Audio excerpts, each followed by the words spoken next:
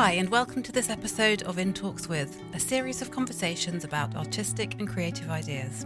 I'm Danielle. Jaume Plensa is an internationally celebrated artist whose superscale sculptures enhance the landscape in locations from Japan to Germany, from the United States to Réunion. Born in Barcelona in 1955, he has become known for creating work that aims to build bridges and foster communication between people and nations, principally via his enormous portrait sculptures with closed eyes and which exude an air of peaceful meditation, and his linguistically-playful sculptures formed of letters from different world alphabets. As a new exhibition of his work opens at Yorkshire Sculpture Park in the north of the UK, I met with him there to find out more about the lofty aims behind his work.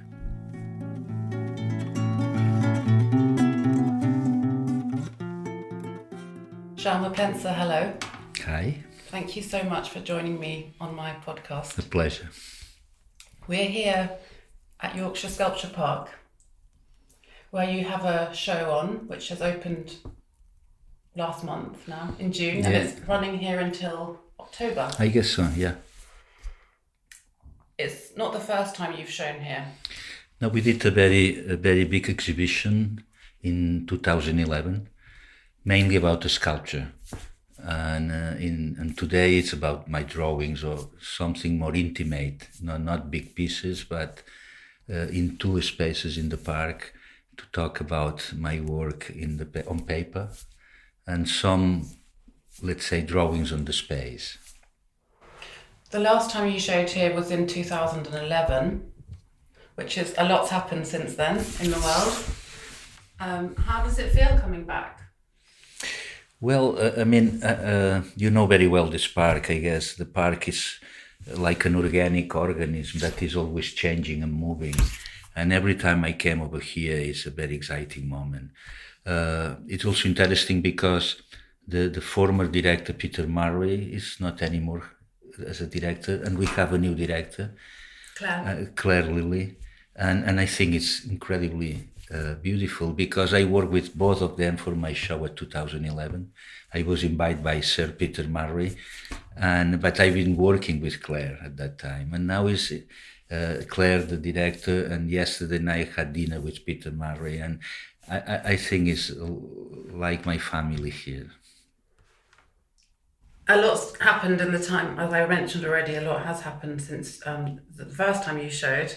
And I think that I'm talking about the pandemic, a lot of the pieces, some of the things you have on show here, I know are directly in response to what's happened.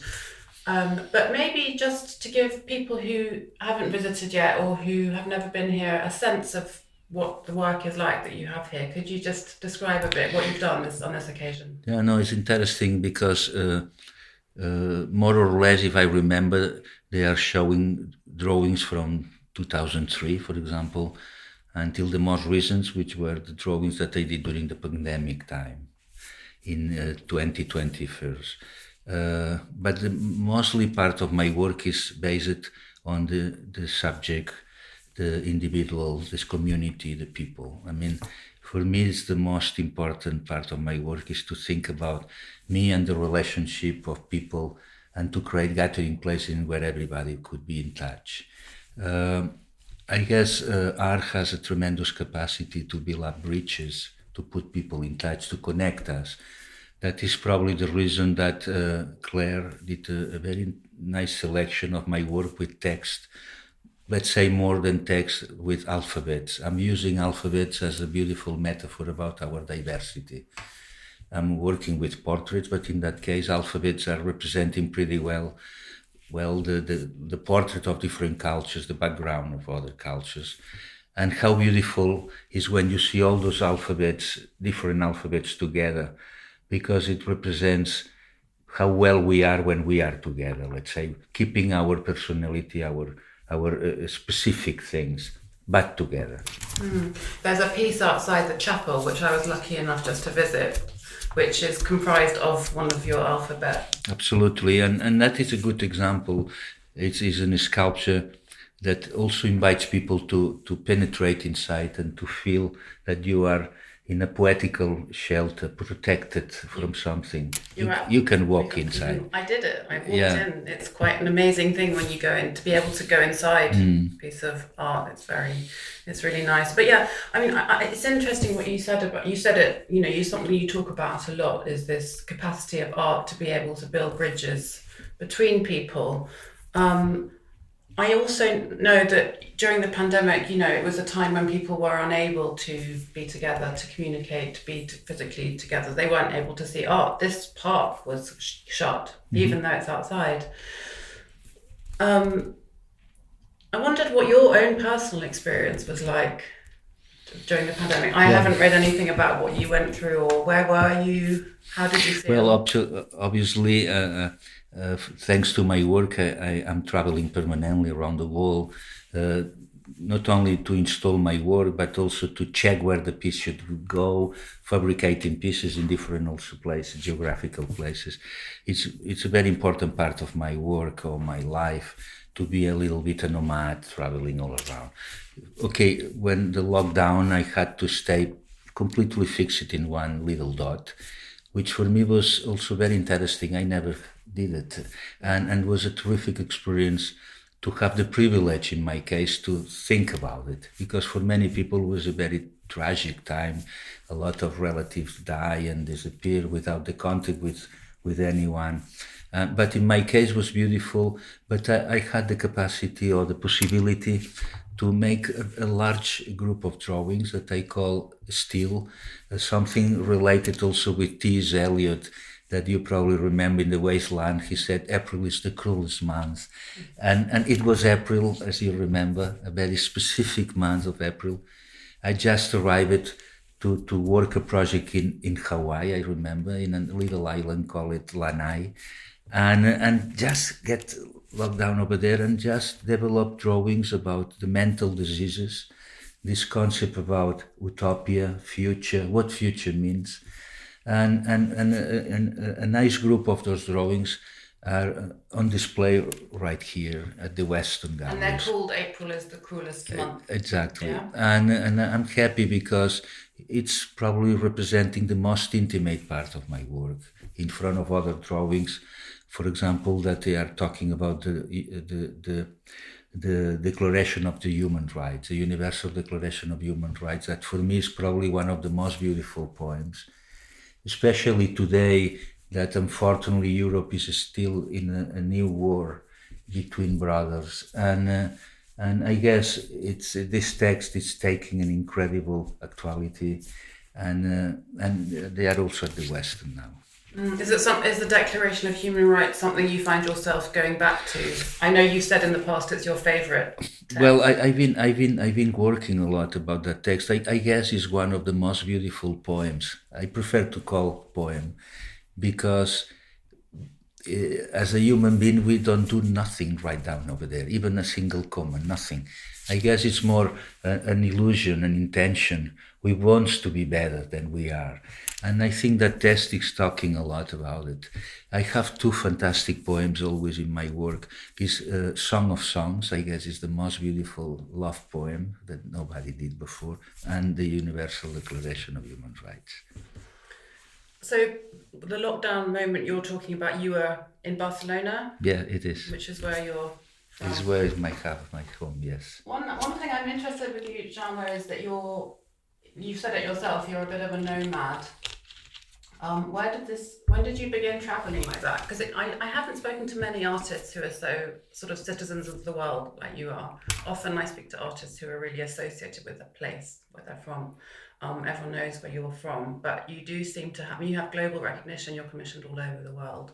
Why do you have this need or love of traveling? I guess it was when I was exactly 20 years old that I decided to move to Brazil, because I was very interested about all the ceremonies of this mix of religion with Afro-American people and Catholic people at that moment. The mix, they were using symbology from the Catholic or Christian people together with their roots from Africa. And I've been there going to the Macumba ceremonies, and I spent a fantastic time. Since that moment, I never stayed fix it in one place. And I could accept that seems a contradiction, because I'm really a sculptor, and in even a very classical sculpture in terms of material. Everything in my life is very heavy. Everything that I've decided to use a material is more heavy than the one before. And you need a place to work. That probably, after I've been living in Berlin, in Brussels, I spent many time in the States working in projects. But I decided one day, after to be teaching in Paris, to keep Barcelona as my point of depart and return. Because one day I understood that it's important to know your point of depart, but it's also incredibly important to know the point of return. And probably because my age, for many reasons, now I'm thinking a lot about this point of return. And I decided to keep Barcelona as that. And the main headquarters, let's say, the main studio now is there. And that's where you'll end up staying, you think? Always Barcelona. Well, I think we have the good luck today that it's not the main place in where you should be to share information with others. Thanks to technology, to the capacity to travel. I have friends all around the world, and we are in contact permanently. Doesn't matter if you are here or there. The important is to know that you are with them. And it's a tremendous strong energy to feel that the community is not based in one specific place in geography, but I think is in your mind, is in your heart, is a different place. And why did you decide to go down the path of public art rather than commercial? Yeah, well, I have both. I'm normally showing in galleries and museums. Actually, I have a show at my gallery in Paris, Lilong Gallery.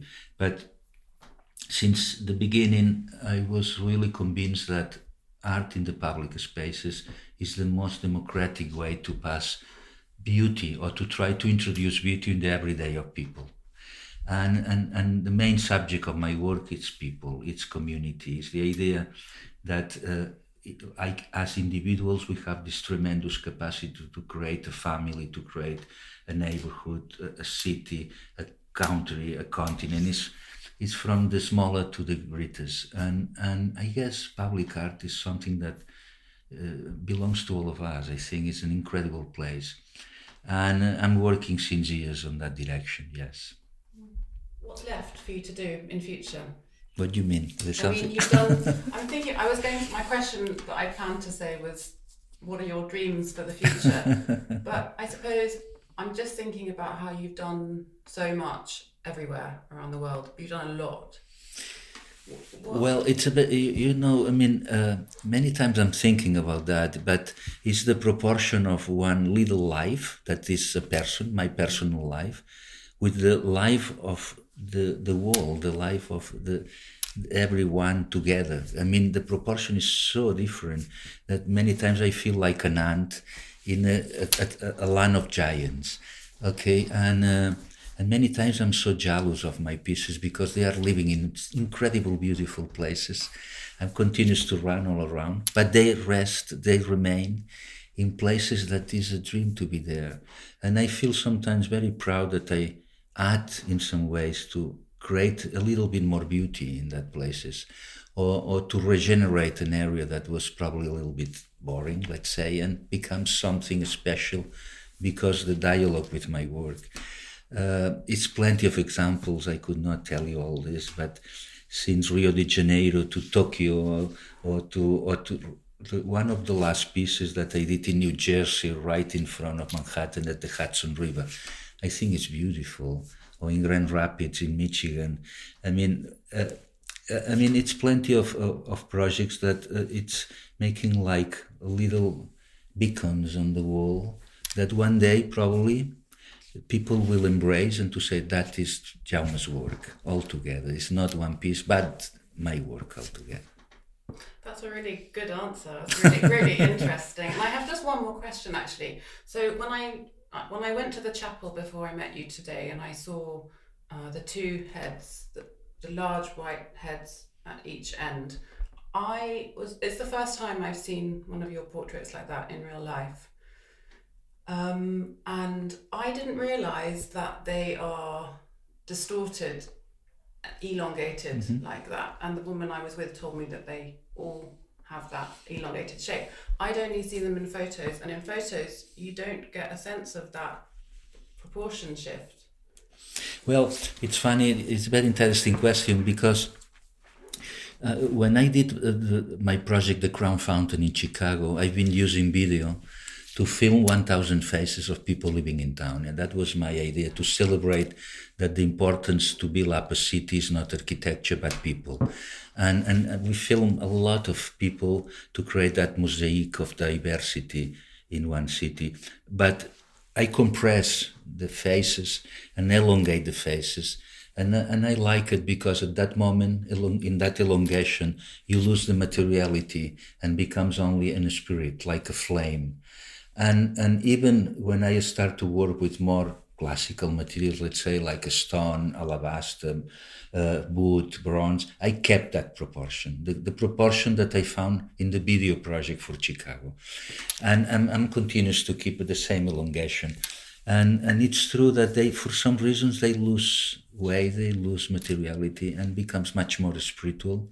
I also keep always the portraits with the eyes closed, because I'm inviting the people to do the same, the visitors, to close the eyes and to look at inside, and to discover how much beauty we are keeping inside our body, because we look around but we never look in. And I think it's very important, and to try that my pieces becomes like a mirror where people could reflect the image in this kind of a strange elongation.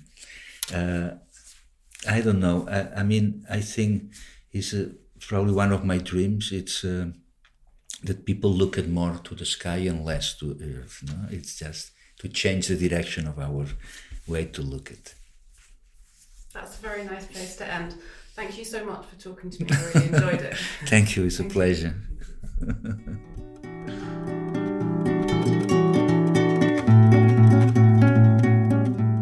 You've been listening to In Talks with me, Danielle Radoichin.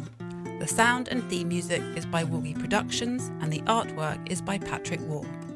If you enjoyed this episode, please pass it on to someone who you think might also like it. Please subscribe and leave a review. To pitch for guest ideas, you can DM me via my socials at Danielle Radoichin. Thanks for listening.